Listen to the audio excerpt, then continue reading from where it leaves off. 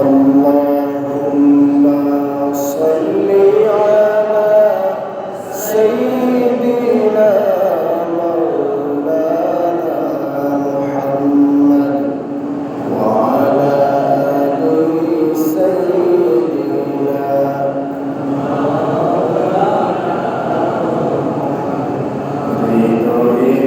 محمد جدني محمد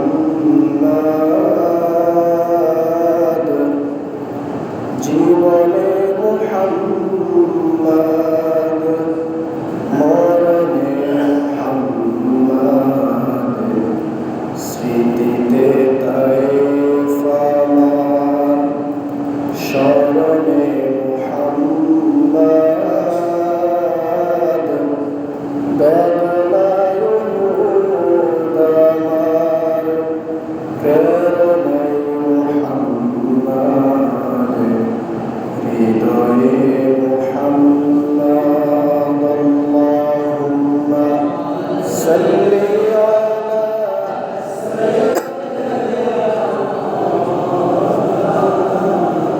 وعلى آل سيدنا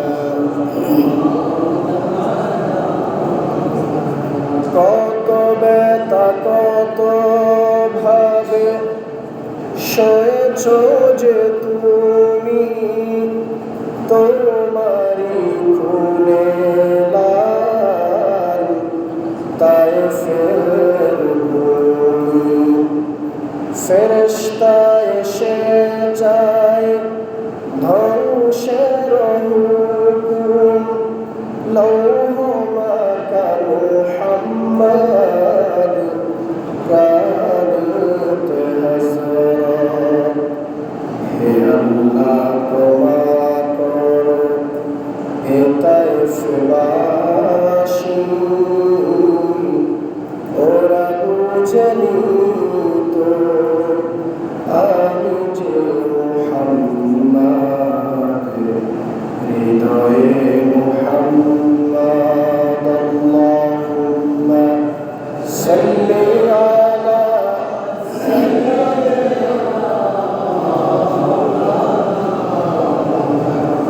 وعلى آل سيدنا بلغ العلا بكماله كشف الدجى بجماله حسنت جميع خصاله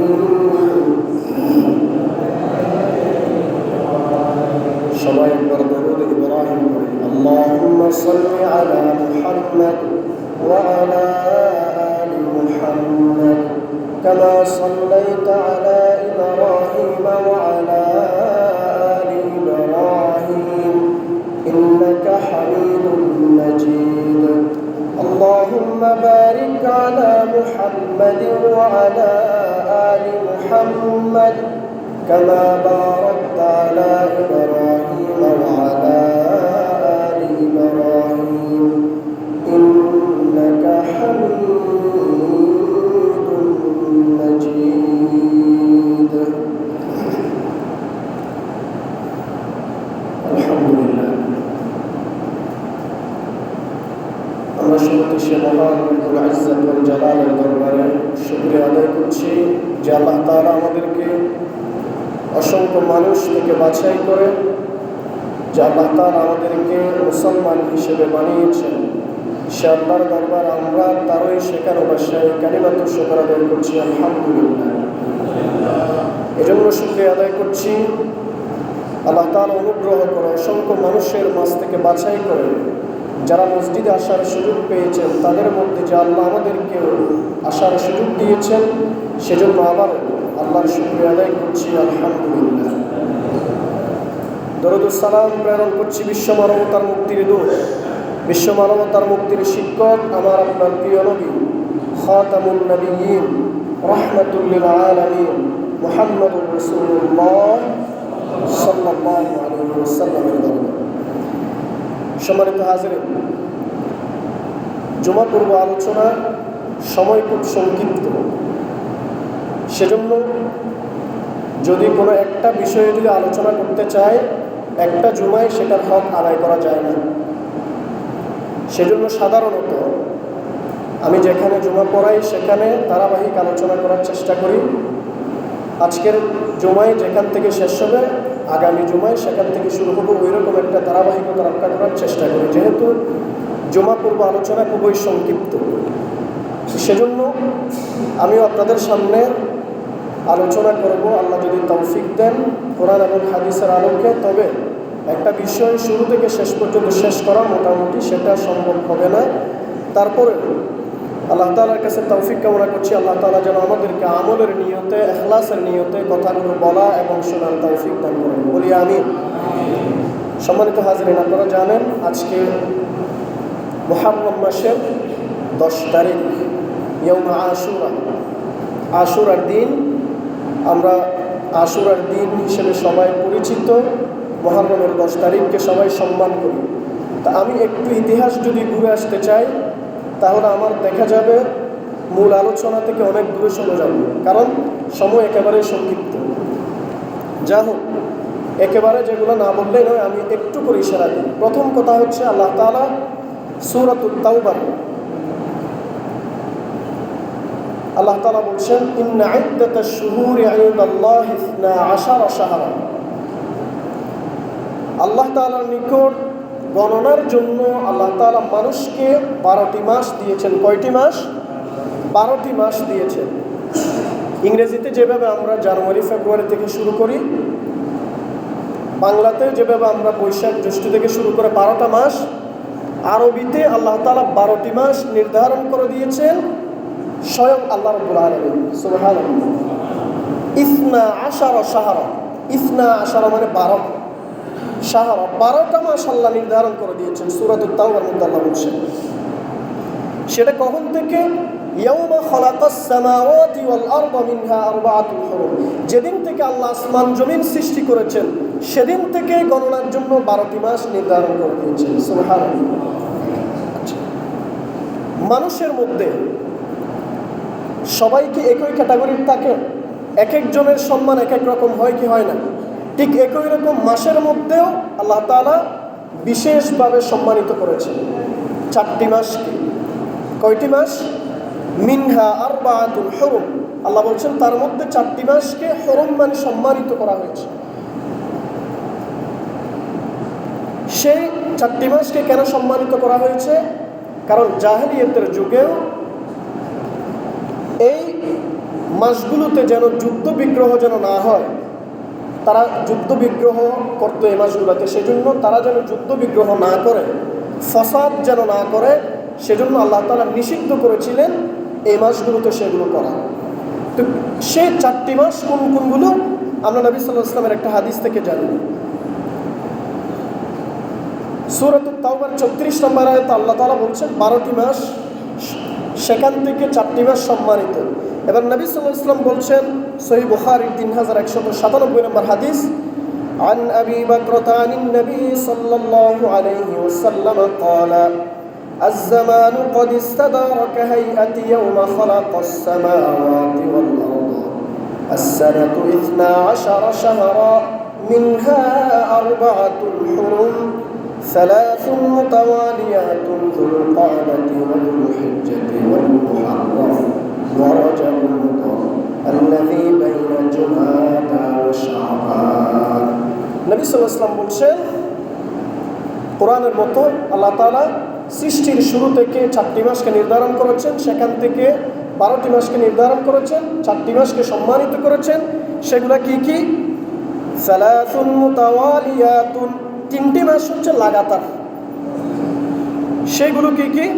যুল কাদা ওয়া যুল হিজ্জাহ ওয়াল মুহাররম। আরবি মাসকে আপনি মুহররম থেকে যদি শুরু করেন 12টা মাস, একেবারে শেষ দিকে হজের মাস জিলকদ, জিলহজ, তাহলে 11, 12, আবার শুরু 1, তাহলে এই 3টা লাগাতার। 11, 12, আবার শুরু যদি হয় 1, এই 3টা মাস মুতাওয়ালিয়াতুন, যে লাগাতার পরস্পর একটার পর একটা এরকম। আরেকটা হচ্ছে ওয়ারাজাবু মুদার, রজব মাস। এটা রজবে মুদর বলা হয়েছে। মুদর একটা সম্প্রদায়ের নাম। এই মুদর সম্প্রদায়টা রজব মাসকে বেশি সম্মান করতো, সেজন্য তাদের দিকে নিসবত করে রজবে মুদর বলা হয়েছে। সে রজব কোনটা? আল্লাযী বাইনা জুমাদা ওয়া শাবান, জুমাদা সানি এবং শাবান মাসের মধ্যবর্তী যে মাস, সেই মাস রজব মাস। তাহলে এই 4টি মাস সম্মানিত। তাহলে এখন কোন মাস চলমান? মুহররম। এখন কোন মাসে আছি আমরা? একটু আওয়াজ দিয়ে বলেন, কোন মাস? মুহররম। তাহলে এই মুহররম মাসটা সম্মানিত মাস। সম্মানিত করেছেন কে? আল্লাহ। শাহরুল্লাহ। মুহররম মাসকে আবার বলা হয়েছে শাহরুল্লাহ, আল্লাহর মাস। তাহলে এই মাসকে আল্লাহ তাআলা সম্মানিত করেছেন। যেহেতু এই মাসে আল্লাহ সম্মানিত করেছেন, এই মাসের বিশেষ একটা আমল, সে আমলের নাম হচ্ছে রোজা। তা আমি রোজা নিয়ে বেশি আলোচনা করবো না, কারণ অলরেডি আজকে 10ম তারিখ, অনেকে রোজা রেখেছেন। তো এটার ফজিলত কি? প্রথমত এটার গুরুত্ব, আফদালুস সিয়ামি বাদা রমাদান শাহরুল্লাহিল মুহররম। নবী সাল্লাল্লাহু আলাইহি ওয়াসাল্লাম বলছেন, সহিহ মুসলিমের 1163 নম্বর হাদিস, যে আবু হুরায়রা বর্ণনা, আল্লাহ নবী বলছেন, রমজানের রোজার পরে আফদালুস সিয়ামি বাদা রমাদান, রমজানের পরে সর্বোত্তম রোজা হচ্ছে শাহরুল্লাহিল মুহররম, আল্লাহর মাস মুহররমের রোজা। সুবহানাল্লাহ।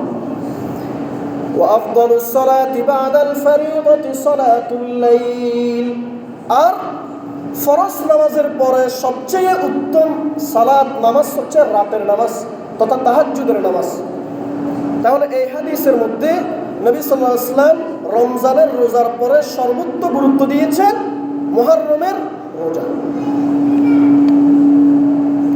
সম্মানিত হাজির, যা হোক, কিন্তু আমরা এই মাসটাকে জানি অন্য হিসেবে। সেটা কি? আমরা জানি এই দিন ইয়াউমা আশুরা, এই দিন হযরত হুসাইন রাদিয়াল্লাহু আনহু কারবালার ময়দানে শাহাদত বরণ করেছেন, এই জন্য এই দিনটা বিখ্যাত। কিন্তু আপনি যদি খেয়াল করেন, এই দিনটা হুসাইন রাদিয়াল্লাহু আনহু কারবালার জমিনে শাহাদত বরণ করেছেন, এই জন্য এটা বিখ্যাত হয় না। আমি একটু উদাহরণ দিলে আপনারা বুঝবেন।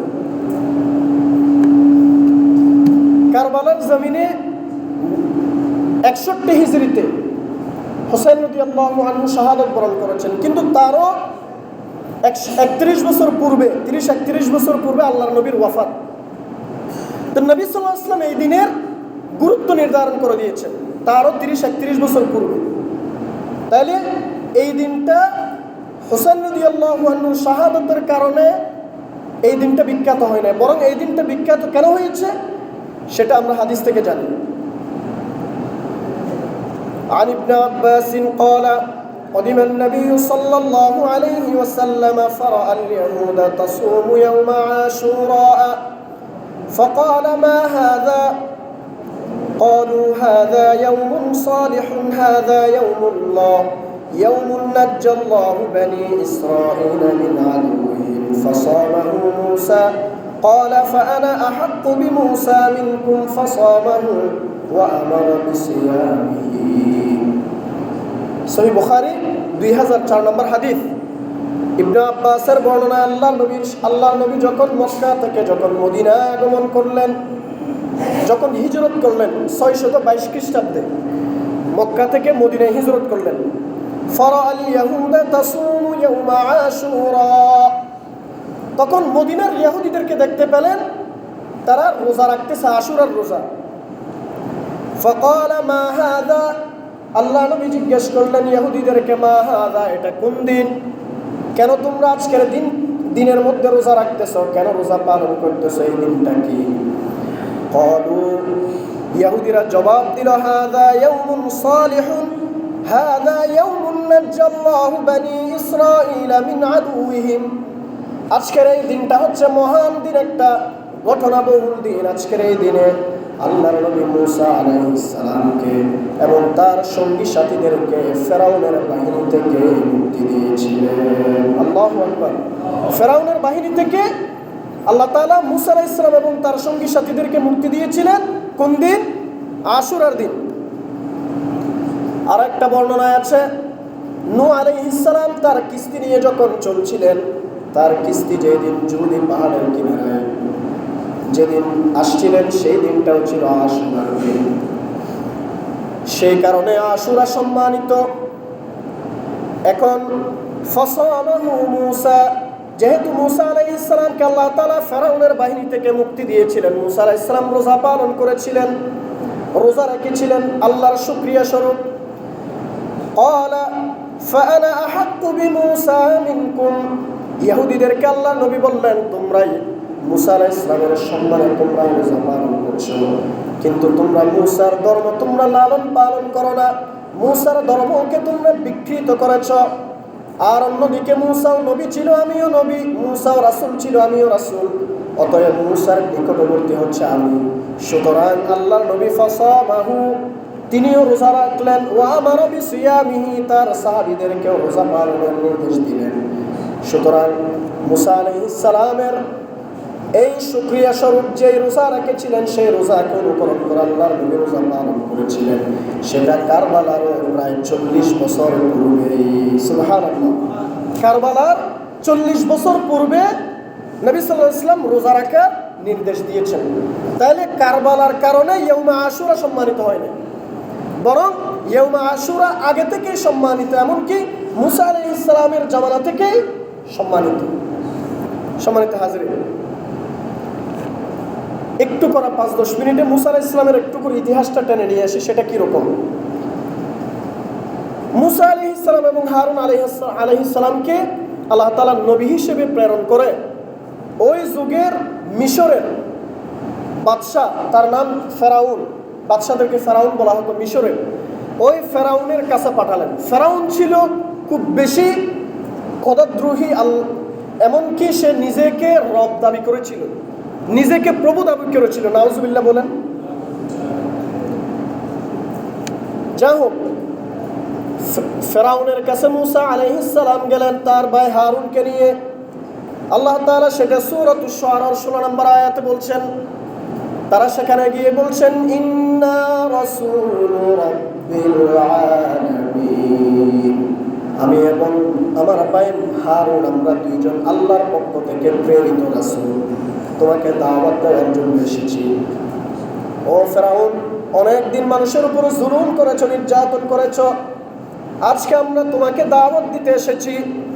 ফেরাউন গুসায় রাগান্বিত হয়ে বলল, আমি এই পৃথিবীর খোদা, নাউজুবিল্লাহ, আমি এই পৃথিবীর রব, আমাকে দেখে দাওয়াত দেয়, এই দুঃসাহস তোমরা কেমনে দেখিয়েছো? দাঁড়াও, তোমাদের অবস্থা আজকে শেষ করে দিব। ওই যুগের সবচেয়ে বেশি ছিল জাদুকর। পৃথিবীর ইতিহাসের শুরু থেকে কিয়ামত পর্যন্ত ফেরাউনের বাহিনীর যে জাদুকর ছিল, ওই রকম জাদুকর আর আসবে না, আগেও ছিল না, ভবিষ্যতেও আসবে না। ফেরাউনের বাহিনীর জাদুকর যারা, তাদেরকে ডাকলো, তাদেরকে ডেকে বলল, মূসা আমাকে এই করতেছে, আমাকে অসম্মানিত করেছে, মূসাকে একটু জাদু দেখাও। এবার তারা জাদু শুরু করলো। বিশাল বিশাল বড় আকৃতির সাপ তৈরি করলো মূসার সামনে। মনে হচ্ছে একটু পরে মূসাকে কামড় দিবে, হারুনকে কামড় দিবে। ইতিমধ্যে আল্লাহ তাআলা মূসা আলাইহিস সালামকে ওহী প্রেরণ করলেন, ফাউলকিয়াস সাহারাতু সাজিদিন। মূসা আলাইহিস সালাম যখন তার লাঠিটা মাটিতে আঘাত করলেন, আল্লাহ তাআলার হুকুমে বিশাল এক সাপে পরিণত হলো, যেই সাপ জাদুকরদের সব সাপ গিলে ফেলেছে। জাদুকরদের সব সাপ গিলে ফেলার কারণে জাদুকররা অবাক হয়ে বলল, জাদু তো আমাদেরকে জাদু খেতে পারে না, আমরা পৃথিবীর শ্রেষ্ঠ জাদুকর, আমাদের উপরও কোনো জাদুকর নেই, তাহলে আমাদের জাদু যার সামনে দুলিশাত হয়ে গেছে, মূসার সামনে, মূসার লাঠির সামনে, এই মূসার লাঠি কখনো জাদু হতে পারে না, এটা আল্লাহর পক্ষ থেকে ওহী ছাড়া আর কিছু নয়। সুতরাং ফাউলকিয়াস সাহারাতু সাজিদিন, জাদুকরেরা সেজদায় অবনত হয়ে গেল। আল্লাহু আকবার, জাদুকরেরা সেজদায় অবনত হয়ে গেল মূসার সামনে।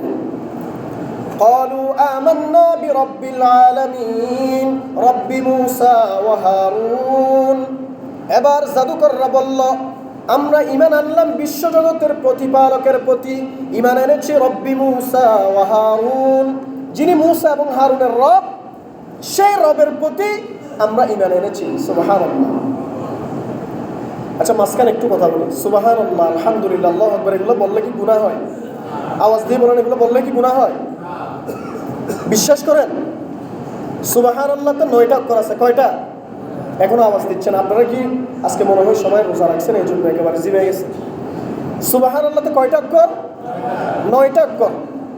9টা অক্ষর একেবারে আপনি অজান্তেও যদি একবার সুবহানাল্লাহ বলেন, 9টা অক্ষরের বিনিময়ে মিনিমাম 10টা করে যদি নেকি ধরেন, 90টা নেকি আল্লাহ তাআলা আপনাকে দিয়ে দিবেন। সুবহানাল্লাহ।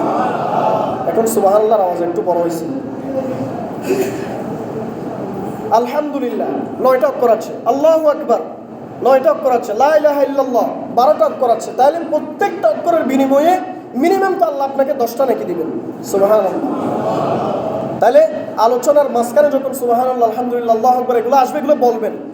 কিয়ামতের ময়দানে আল্লাহ তাআলা আপনাকে সওয়াবের ঘাটতি ধরাই দিবে। আপনি বলবেন যে আল্লাহ, আপনি কি আমার সাথে ঠাট্টা করতেছেন, মশকারি করতেছেন? আমি তো দুনিয়াতে কত রাহাজানি করেছি, কত অন্যায় করেছি, অবিচার করেছি, আপনি আমাকে কেন এই সওয়াবের ঘাটতিগুলো দিচ্ছেন? মনে হয় আপনি আমার সাথে ঠাট্টা করতেছেন। আল্লাহ বলবে যে না বান্দা, তুমি নিজের উপরে নিজে জুলুম করতে পারো, কিন্তু আমি তো আহকামুল হাকিমিন, আমি তো উত্তম বিচারক, আমি তোমার সব আমল জমা করেছি। এমনকি তুমি তোমার অজান্তেই সুবহানাল্লাহ, আলহামদুলিল্লাহ বলেছিলে, আমার ফেরেশতাদের মাধ্যমে সেগুলো আজকে আমি সওয়াবের ঘাটতি হিসেবে রেখে দিয়ে তোমার জন্য রেখে দিলাম। যাও, এগুলো নিয়ে তুমি জান্নাতে চলে যাও। আল্লাহু আকবার। قالوا لا ضير إنا إلى ربنا منقلبون إنا نطمع أن يغفر لنا خطايانا ربنا كنا أول المؤمنين। সূরা আশ-শুআরা আয়াত নম্বর 50-51। জাদুকররা বলল আমাদের কোনো ক্ষতি নেই। আচ্ছা, তারা যখন ঈমান আনলো, ফেরাউন বলল আমার খেয়েছো এতদিন, আমি তোমাদেরকে সব কিছু দিয়েছি, আজকে তোমরা আমার সাথে বিশ্বাসঘাতকতা করলে। মূসার সামনে তোমরা ঈমান আনছো আল্লাহর প্রতি, অথচ আল্লাহ নামে কিছু নেই। নাউজুবিল্লাহ। আমি তোমাদের রব, আমি তোমাদেরকে খাওয়াতাম, আমি তোমাদেরকে পড়াতাম, আমি তোমাদের রব, কিন্তু আজকে তোমরা আমাকে বিদ্যাঙ্গুলি দেখিয়ে তোমরা মূসার দলে চলে গিয়েছো। জেনে রাখো, এটার অবস্থা হবে তোমাদেরকে আমি শুলিতে চড়িয়ে তোমাদেরকে ফাঁসি দিব, তোমাদেরকে শেষ করে ফেলবো, কড়াইতে ভেজে, তেলের মধ্যে ভেজে তোমাদেরকে শেষ করে দিব। এবার জাদুকররা বলল ক্বালু লা দায়রা ইন্না ইলা রাব্বিনা মুনকালিবুন, আমাদের কোনো ক্ষতি নেই, আমরা বিশ্বাস করি আমাদের প্রতিপালকের কাছেই আমরা ফিরে যাব ইনশাআল্লাহ। ইন্না নাতমাউ আন ইয়াগফিরা লানা রাব্বুনা খাতায়ানা কুন্না আউওয়ালাল মুমিনিন, বরং আমরা আল্লাহর কাছে আশা করি, আমরা যেহেতু সবার আগে ঈমান এনেছি, আল্লাহ তাআলা কিয়ামতের ময়দানে আমাদেরকে ক্ষমা করে দিবেন। সুবহানাল্লাহ। ফেরাউনের রক্তচক্ষুকে ভয় না করে জাদুকররা সাথে সাথে ঈমান আনলো। وأوحينا إلى موسى أن أسر بعبادي إنكم متبعون। এবার ফেরাউন মূসা আলাইহিস সালামের উপরে নির্যাতন বাড়িয়ে দিল। মূসা এবং তার সঙ্গী সাথীদের উপরে যখন নির্যাতন বাড়িয়ে দিল, আল্লাহ তাআলা ওহী প্রেরণ করলেন, ও মূসা, ফেরাউন তোমার উপরে নির্যাতন আরো বেশি করবে, তোমাকে হয়তো মেরে ফেলবে, যাও তুমি রাতারাতি বেরিয়ে যাও, তোমাদের পেছনে পেছনে ফেরাউন বাহিনী তোমাদের পেছনে পেছনে আসবে, তোমরা চলে যাও, বাকি কাজ আমার।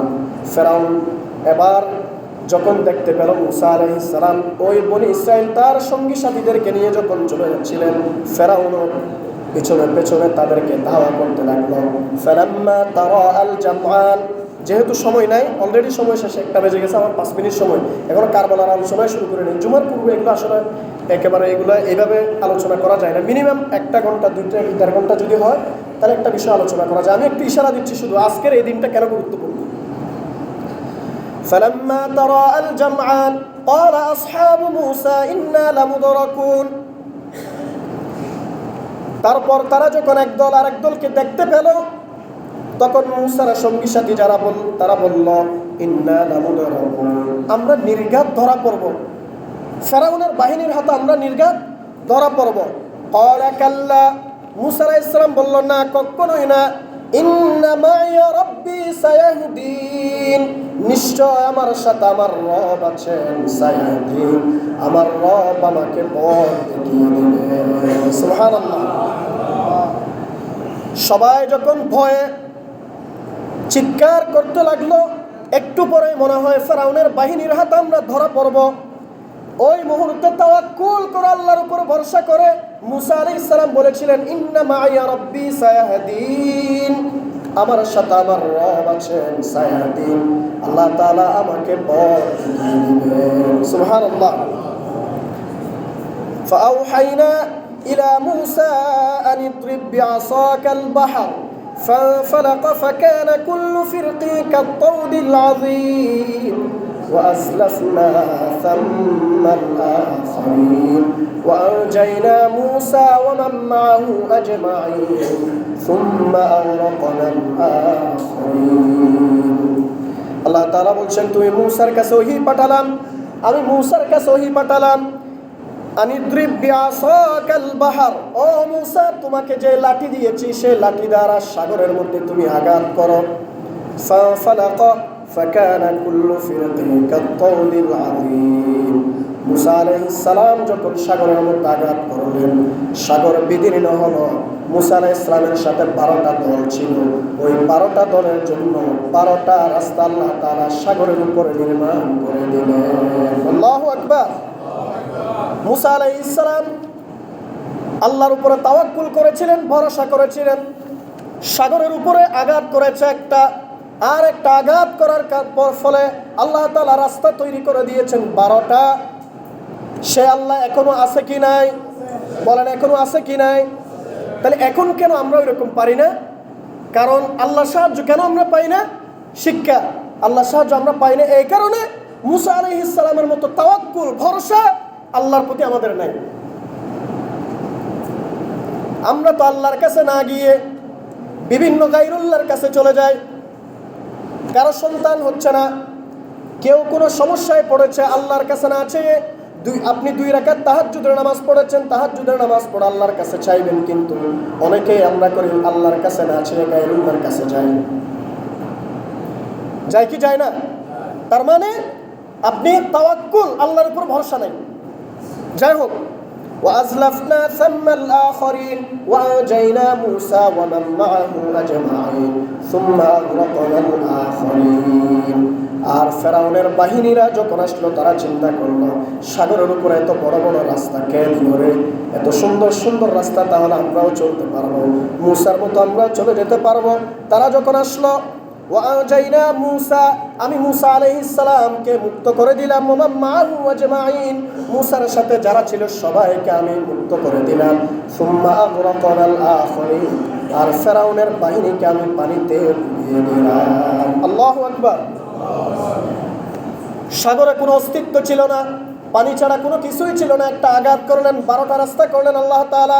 সেই 12টা রাস্তা দিয়ে মূসার বাহিনীকে আল্লাহ তাআলা মিশর থেকে বেরিয়ে নিয়ে আসলেন, আর ফেরাউনের বাহিনীকে সেখানে ডুবিয়ে দিলেন। আল্লাহু আকবার। এটাই আল্লাহর কুদরত, আল্লাহর শক্তি। এটাই যেটা মানুষ চিন্তা করতে পারে না, সেটা আল্লাহ তাআলা পারে কি পারে না? সম্মানিত হাজরিন, এভাবেই মূসা আলাইহিস সালামকে আল্লাহ তাআলা ফেরাউনের বাহিনী থেকে মুক্তি করে দিয়েছিলেন। এরপর একটা দিন আমাকে 5 পর্যন্ত সময় দেওয়া হয়েছে, 2 মিনিট। তাহলে এখন কারবালার আলোচনার দিকেও যেতে পারবো না, শিক্ষা নিতে গেলে অনেক সময় চলে যাবে। যা হোক, এতটুকু বলি, আমরা সাধারণত কারবালা যখন আসে, কয়েকটা আমাদের দেশে ভাগ হয়ে যায়। একটা দল ইয়া আলী হাই হুসাইন, হাই হুসাইন বলে বুকে আঘাত করে, নিজের শরীরে আঘাত করে, মাথায় আঘাত করে, শরীর থেকে রক্ত জড়ায়। একটা দল এমন আছে কি নাই? অলরেডি গতকাল আমাদের চট্টগ্রাম, কোথায়, চকবাজার মোড়ে শিয়াদের একটা মসজিদ আছে, কাদিয়ানীদের, ওখানে হয়েছে ঘটনাটা। তারা সেগুলো মাতম করেছে। যা হোক, এগুলো ইসলামের সাথে পুরো সাংঘর্ষিক, ইসলামের সাথে এটার কোনো সম্পর্ক নাই। সম্মানিত হাজরিন, হুসাইন রাদিয়াল্লাহু আনহুকে শাহাদত বরণ করতে হয়েছে কারবালার জমিনে। এখন আমি এই ঘটনাটা 1-2 মিনিটে না বলে শুধু এতটুকু শিক্ষাটা বলি। হুসাইন রাদিয়াল্লাহু আনহু চাইলে অন্যান্যদের মতো ইয়াজিদের হাতে সমর্থন করতে পারত, ইয়াজিদের হাতে বায়াত নিতে পারত, কিন্তু হুসাইন রাদিয়াল্লাহু আনহু বায়াত নেয় না ইয়াজিদের হাতে। এটা একটা বড় শিক্ষা। বড় শিক্ষা কি? যারা জুলুম করে মানুষের উপরে, যারা অন্যায় করে, যারা ফাসাদ করে, তাদেরকে সমর্থন দেয়া যাবে। এটা হুসাইন রাদিয়াল্লাহু আনহুর শিক্ষা। কারবালা যদি আপনি পুরোটা যদি বিস্তারিত বর্ণনা করেন, শিক্ষা এটাই যে হুসাইন রাদিয়াল্লাহু আনহু হক, ইয়াজিদ বাতিল। আমরা যদি এতটুকু যদি ধরে নিই, তাহলে হুসাইন রাদিয়াল্লাহু আনহু বাতিলের কাছে কখনো মাথা নত করেনি। এটা প্রথম শিক্ষা। এরপর আসেন, হুসাইন রাদিয়াল্লাহু আনহু এমনিতে ওখানে যায় না। অনেকেই আমাদের দেশে অনেকেই বলে হুসাইন রাদিয়াল্লাহু আনহু কেন সেখানে গিয়েছিল? উনি তো মক্কা মদিনাতে ছিল, ভালো ছিল, সেখান থেকে কেন কুফাতে গিয়েছিল? তাহলে এগুলো অনেক ভুলভ্রান্তি আছে। এমনকি অনেকে ইয়াজিদের পক্ষে সাফাই গায়, আছে কি নাই? হুসাইন রাদিয়াল্লাহু আনহুর বিরোধিতা করে ইয়াজিদের পক্ষে সাফাই গায়, এমন লোক আছে কি নাই? আবার আরেকটা দল এই কারবালাকে কেন্দ্র করে সাহাবীদেরকে গালি দেয়। যেমন ইয়াজিদের পিতা মুআবিয়া রাদিয়াল্লাহু আনহু, বলেন মুআবিয়ার নামের পরে রাদিয়াল্লাহু আনহু, তিনি সাহাবী ছিলেন। এখন আমরা অনেকেই মুআবিয়া রাদিয়াল্লাহু আনহুকে গালিগালাজ করি, কেন? তিনি ইয়াজিদকে ক্ষমতা দিয়েছিল। এটা মুআবিয়া রাদিয়াল্লাহু আনহুর ইজতিহাদি খতার কারণে একটা সওয়াব আছে। যাই হোক, সহজ কথা, কারবালার জমিনে ইমাম হুসাইন রাদিয়াল্লাহু আনহু তিনি নিজ উদ্যোগে যায় নাই, তাকে সেখানে যেতে হয়েছিল তাদের দাওয়াতের কারণে। কুফাবাসীরা পরবর্তীতে তারা মুনাফিকি করেছিল, সেটাই আমি যেহেতু আলোচনা করছি না। কারবালার যেটা সবচেয়ে বেশি প্রচলিত যেটা কালাম, ওটা একটু করে বলে আমি আলোচনা শেষ করছি, সেখান থেকে আপনারা পুরো কারবালার আলোচনাটা চলে আসবে। মুঝে কুফা ওয়ালো মুসাফির না সমঝো, मैं आया नहीं हूँ, बुलाया गया हूँ, कि मेहमान बना कर सताया गया हूँ, मैं रोया नहीं हूँ, रुलाया गया हूँ, खुदा जाने कैसी है मेज़बानी, 72 पियासों कहे बंद पानी, मुक़द्दर में है हौज़ कौसर का पीना, मैं प्यासा नहीं हूँ, पिलाया गया हूँ, मुझे कुफा वालो मुसाफिर न समझो, मैं आया नहीं हूँ, बुलाया गया हूँ, कि मेहमान बना कर सताया गया हूँ, मैं रोया नहीं हूँ, रुलाया गया हूँ। আল্লাহ তাআলা আমাদেরকে কারবালার শিক্ষায় শিক্ষিত হওয়ার তৌফিক দান করেন। ওয়া আখিরু দাওয়ানা আলহামদুলিল্লাহি রাব্বিল আলামিন।